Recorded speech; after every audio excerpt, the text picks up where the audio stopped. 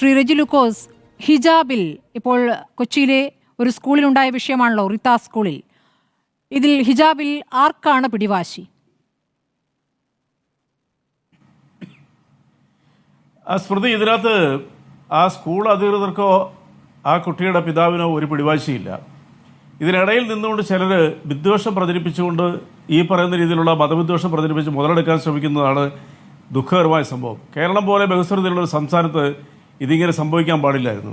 അവിടെ ആ കുട്ടിയുടെ ആ സ്കൂളിൻ്റെ നിയമാവലി അനുസരിച്ച് അവരാ കുട്ടിയോട് വിവരം പറഞ്ഞു. കുട്ടിയുടെ പിതാവ് അവിടെ വന്നു, കാര്യങ്ങൾ സംസാരിച്ചു. പിന്നീട് വരുന്നത് SDPIയുടെ പ്രാദേശിക നേതാവ് അവിടെ വരുന്നു, അവരോട് സംസാരിക്കുന്നു. SDPIയുടെ പ്രാദേശിക നേതാവിന് ആ സ്കൂളിൽ എന്താ കാര്യം? അവരാ നിയമപരമായിട്ടുള്ള കാര്യങ്ങൾ സംസാരിച്ചു. ആ കുട്ടിക്ക് പ്രശ്നമില്ല, പിതാവിന് പ്രശ്നമില്ല, അത് രമ്യതയോട് പരിഹരിച്ചു. ആ പരിഹരിച്ചതിന് ശേഷം ചില ആളുകൾ മുതലെടുപ്പിന് വരുന്നുണ്ട്. ഇപ്പോൾ BJPയും കളത്തിലിറങ്ങിയിരിക്കുകയാണ്, SDPI കളത്തിലിറങ്ങിയിരിക്കുകയാണ്. അതൊക്കെ തെറ്റാണ്. ഞാൻ വാസ്തവത്തിലാണ് അത്തരം പ്രവൃത്തിയോട് എന്താ പറയുക, ഒരു കാരണവശാലും യോജിക്കാത്ത വിധത്തിൽ ചർച്ചയിൽ പങ്കെടുക്കാനായിട്ടാണ് ഞാൻ ഈ ചർച്ച പങ്കെടുക്കുന്നത്. നമ്മുടെ കേരളത്തിൽ ഇത് വിലപ്പോകത്തില്ല. ഇപ്പോൾ ഞാനൊരു ഉദാഹരണം പറയാം. കഴിഞ്ഞ നബിദിനം ഓണത്തിൻ്റെ ഒന്നായിരുന്നു. അന്ന് കാസർഗോഡ് ഒരു ക്ഷേത്രത്തിൽ, ഞാനിപ്പോൾ അതിൻ്റെ യൂട്യൂബിൽ അത് മുഴുവൻ ഞാൻ എടുത്ത് നോക്കുകയാതെ, ആ ക്ഷേത്രത്തിൽ നബിദിന റാലി നടന്നപ്പോൾ ആ ക്ഷേത്രത്തിൻ്റെ ഫ്രണ്ടിൽ ആ ക്ഷേത്ര ഭാരവാഹികളുടെ അംഗീകാരത്തോടുകൂടി കുട്ടികളിൽ നിന്ന് അവരെ സല്യൂട്ട് ചെയ്യുകയും അവർക്ക് വെള്ളം കൊടുക്കുകയും ചെയ്തു. അങ്ങനെയൊരു നാടാണ് കേരളം. അവിടെ അങ്ങനെ ഒരു കേരളത്തിൽ ഇതുപോലത്തെ വിദ്വേഷങ്ങൾ പ്രചരിപ്പിച്ചുകൊണ്ട് മുതലെടുക്കാൻ ആര് ശ്രമിച്ചാലും കേരളത്തിലെ വിജയിക്കത്തില്ല, ഒരു സംശയമില്ല കാര്യത്തിൽ. അനാവശ്യമായ കാര്യങ്ങളിൽ മാധ്യമങ്ങൾ പോലും, എനിക്ക് തോന്നുന്നു മാധ്യമങ്ങൾ പോലും ഈ വിഷയം കണ്ടടയ്ക്കണം. കാരണം ഈ പ്രശ്നം പരിഹരിച്ച ഒരു പ്രശ്നമാണ്. അതിനുശേഷം അവിടെ വന്ന് മുതലെടുപ്പ് നടക്കുകയും അവർ പല രീതിയിലുള്ള വ്യാഖ്യാനങ്ങൾ നടത്തുകയൊക്കെ ചെയ്യുന്നത് കേരളം ഒരിക്കലും അംഗീകരിക്കുകയെന്ന് ഞാൻ ആവർത്തിച്ച് പറയുന്നത്. അതിനുള്ള അവസരം കൊടുക്കാൻ പാടില്ല. മാധ്യമങ്ങൾ എല്ലാവരുടെയും കാര്യം അറിയില്ല. മാധ്യമങ്ങൾ അത് സംയമനത്തോടു കൂടിയും അത് പരിഹരിക്കണമെന്ന ബോധ്യത്തോടും കൂടി തന്നെയാണ് ഈ വിഷയം ചർച്ചയ്ക്കെടുത്തതും ആളുകളുടെ പ്രതികരണങ്ങൾ എടുത്തതും എന്നാണ് മനസ്സിലാക്കാനാകുന്നത്. ഏതായാലും ഞങ്ങൾ അങ്ങനെയാണ് ചെയ്തിട്ടുള്ളത്, ആ കാര്യം ഉറപ്പിക്കാം. പക്ഷേ ഇക്കാര്യത്തിൽ അങ്ങ് പറഞ്ഞല്ലോ പരിഹരിച്ചു എന്ന്. ആ കുട്ടി ഇപ്പോഴും സ്കൂളിൽ വന്നിട്ടില്ല. ശ്രീ റെജി ലൂക്കോസ്, അല്ല, തീർച്ചയായിട്ടും ഞാൻ മാധ്യമങ്ങളെ അടങ്കലെ കുറ്റപ്പെടുത്തിയതല്ല. കാരണം ഒരു തീപ്പൊരി മതി ചില പ്രശ്നങ്ങൾ ഉണ്ടാക്കാറുണ്ട്. കേരളത്തിൽ ആ തീപ്പൊരി ഒന്നും ആളിക്കെത്തിയാൽ അത് കേരളത്തിൻ്റെ സംസ്കാരത. ആ കുട്ടി സ്കൂളിൽ വരാത്തതിൻ്റെ കാരണം ആ പിതാവ് മാധ്യമങ്ങളോട് തന്നെ പറഞ്ഞു ആ കുട്ടിക്ക് ശാരീരിക പ്രശ്നമുണ്ട്, അവിടെ ഒരു മരണം സംബന്ധിച്ചുള്ള 1-2 ദിവസത്തേക്ക് അവധി എടുത്തിരിക്കുകയാണ് എന്നാ പറഞ്ഞത്. അതിപ്പോൾ ആ സ്വാഭാവികമായിട്ട് ഏത് കുട്ടികൾക്കായാലും ഉണ്ടാകുന്ന കാര്യമുള്ളൂ. അതിൻ്റെ പേരിൽ എന്തിനാണ് നമ്മൾ ഇതിനെക്കുറിച്ച് ഇങ്ങനെ വ്യാഖ്യാനിക്കുന്നത്? കുട്ടീനെ അവർ പുറത്ത് വിട്ടിട്ടില്ല, കുട്ടിയോടുള്ള ഒരു നീരസം ആ സ്കൂൾ അധികൃതർ കാണിച്ചിട്ടില്ല. അങ്ങനെയുള്ള സ്കൂളൊന്നുമല്ല ഈ സിസ്റ്റേഴ്സ് നടത്തുന്ന സ്കൂൾ. അവരൊക്കെ ഞാനൊരു 10ാം ക്ലാസ് വരെ കന്യാസ്ത്രീകൾ നടത്തുന്ന സ്കൂളിൽ പഠിച്ചിട്ടാണ്.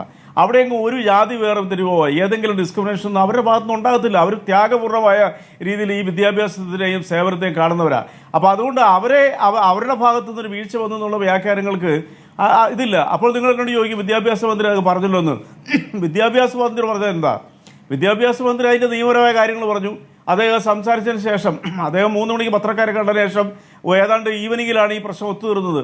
അവിടുത്തെ സാമൂഹിക പ്രവർത്തകരെല്ലാം ബന്ധപ്പെട്ട് സംസാരിച്ചപ്പോൾ അവർക്ക് പ്രശ്നമില്ല, കുട്ടിയുടെ പിതാവിനും പ്രശ്നമില്ല. പിതാവ് പറഞ്ഞു എൻ്റെ കുട്ടി അവിടുത്തെ യൂണിഫോമിന് എന്താണ് നിഷ്കർഷിക്കുന്നത്, അതനുസരിച്ച് എൻ്റെ കുട്ടി സ്കൂളിൽ വരുമെന്ന് പറഞ്ഞു. ഇപ്പോഴത്തെ പ്രശ്നം എന്താ? സ്കൂളിൽ വരാത്തതാണ്. ആ വരാത്തതാ പിതാവ് ഇന്ന് മാധ്യമങ്ങളോട് വിശദീകരിച്ചു.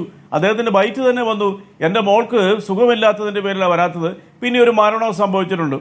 അതിനെ നമ്മൾ എന്തിനാണ് ഇതിനെ വളച്ചു കെട്ടി ഈ കാര്യത്തിൽ വ്യാഖ്യാനിക്കണമെന്നല്ല. ഞാൻ സ്മൃതിയോടായിട്ട് പറഞ്ഞതല്ല. സ്മൃതിയൊന്നും ആ രീതിയിൽ ചെയ്യുന്നൊരു മാധ്യമ പ്രവർത്തനം എനിക്ക് വളരെയധികം ബോധ്യമുള്ള ഒരാളാണ്. അത് പറഞ്ഞാൽ എനിക്ക് മടിയൊന്നുമില്ല. പക്ഷെ ചിലർ ഇതിനകത്ത് കലക്കവെള്ളത്തിൽ മീൻ പിടിക്കാൻ പറ്റുമെന്നും പറഞ്ഞുകൊണ്ട് ഇറങ്ങിയിട്ടുണ്ട്.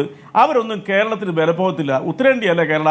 അങ്ങനെ ആയുധം കൊടുക്കുന്നത് ആര് എന്ന ചോദ്യമുണ്ട്. കാരണം ഇന്ന് മന്ത്രി പ്രതികരിക്കുമ്പോഴും ഇത് രാഷ്ട്രീയവൽക്കരിക്കാൻ ആ സ്കൂൾ മാനേജ്മെന്റ് ശ്രമിക്കുന്നു എന്ന് പറയുന്നു. മാത്രമല്ല ഈ വിഷയം ഉണ്ടായ ഘട്ടത്തിൽ തന്നെ ദീപിക മുഖപ്രസംഗം എഴുതുന്നു.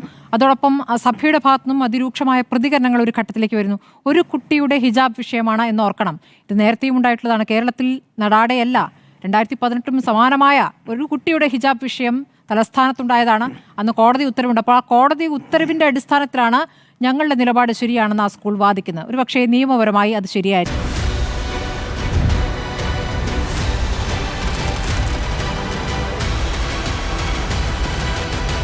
ഡിബേറ്റ് വിത്ത് സ്മൃതി പരുത്തിക്കാട്.